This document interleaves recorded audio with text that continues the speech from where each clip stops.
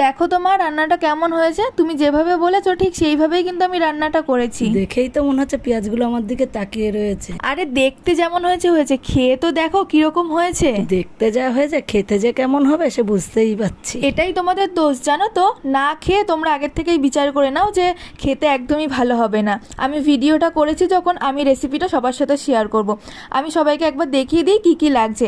এখানে একটা আলু কেটে নিয়েছি চৌকো করে, নিয়েছি কিছু পটল, তার সাথে নিয়েছি কলা। কাঁচকলাটা আমি হলুদ জলে ভিজিয়ে রেখেছি, না হলে কালো হয়ে যাবে। কিছু কাঁঠালের আটি নিয়েছি, তার সাথে নিয়েছি 5 থেকে 6টা চেরা কাঁচা লঙ্কা, একটা মিডিয়াম সাইজের পেঁয়াজটাকে একটু বড় বড় করে কেটে নিয়েছি, আর নিয়েছি বাড়িতে দেওয়া বড়ি। বড়িগুলো কিন্তু আমার হাতের দেওয়া। হ্যাঁ, বড়িটা তো তুই দিয়েছিস, আর আমি আর আমার শাশুড়ি তো বসে বসে দেখছিলাম। নাও ঠিক আছে, তুমি আর তোমার শাশুড়ি সব কাজ করেছো, আমি কিছুই করিনি।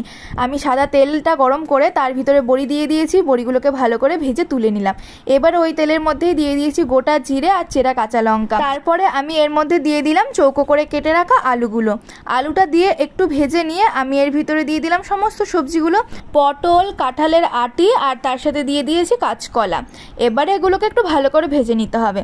আমি এর মধ্যে দিয়ে দিচ্ছি লবণ আর হলুদ গুঁড়ো, দিয়ে এটাকে আমি ভালো করে ভেজে নেবো আর ঢাকনা দিয়ে দিয়ে ভাজবো, তাহলে কিন্তু ভাজাটা খুব সুন্দর হবে। মাছ মাংস রান্না করিস বলে ভাবছিস সব রান্নাই তুই ভালো পারিস। বাড়ির লোকেদের যতই ভালো করে খাওয়াও না কেন, রোজ হাত পুড়িয়ে রান্না করে, তারা জীবনে কোনোদিনও তোমার প্রশংসা করবে না। আমার বাড়ির লোকও ঠিক এইরকমই। আমি যত ভালোই রান্না করি না কেন, তারা জীবনে কোনোদিনও আমাকে এখনো পর্যন্ত বললো না যে এই রান্নাটা ভালো হয়েছে। তাদের কাছে কোনো না কোনো খুঁত থেকেই যাবে। সবজিগুলো আমার খুব ভালো করে ভাজা হয়ে গেছে। এবারে আমি একটা পেঁয়াজ এর মধ্যে দিয়ে দিলাম। পেঁয়াজগুলোকে একটু মোটা মোটা করে কেটেছি।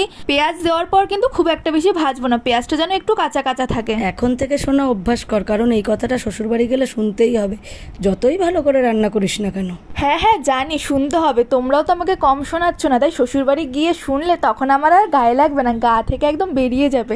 সবকিছু আমার ভালো করে ভাজা হয়ে গেছে। এবারে আমি এর ভিতরে অল্প করে জল দিয়ে দিলাম আর দিয়ে দিচ্ছি 2 চামচ মতো জিরের গুঁড়ো। ওমা এদিকে একটু আসো তো, দেখো তো ঠিকঠাক হয়েছে কিনা। পেঁয়াজটা কম ভাজতে বলেছি বলে একেবারেই কাঁচা রেখেছি, সবজিটাও ভাজা হয়নি ভালো, পেঁয়াজটাও ভাজা হয়নি। কেমন যে হবে রান্নাটা সে আমি বুঝতেই পারছি। উফ বাবা, ডেকেও ভুল করেছে। যাও তুমি, আমি আমার মতো রান্না করি। এই জন্য আমি রান্নার সময় না কাউকে আমার কাছে রাখি না, আমার ভালো লাগে না। জল 2 চামচ জিরের গুঁড়ো, লবণ, হলুদ দিয়ে খুব ভালো করে এটাকে কষিয়ে নিয়েছি।